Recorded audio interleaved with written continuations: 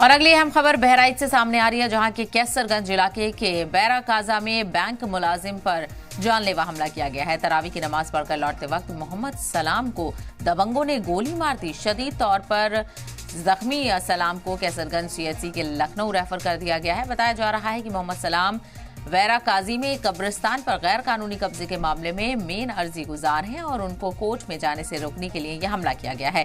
Police मामले की जांच में जुट गई है। तो अजीबोगरीब मामले आए दिनों देखने को मिलते हैं और ये बहराइच से जुड़ा हुआ मामला सामने आ रहा है, जहां पर कैसरगंज इलाके के बैरा काजा में बैंक मुलाजिम हैं जिन पर जानलेवा हमला किया गया है। और ये मुलाजिम तरावी की नमाज पढ़कर लौट रहे थे। मोहम्मद सलमान इनका नाम बताया जा रहा है, जिन पर यह हमला किया गया और दबंगों ने गोली मारी इनको। तो शदीद तौर पर जख्मी हालांकि सलमान हुए हैं सलाम।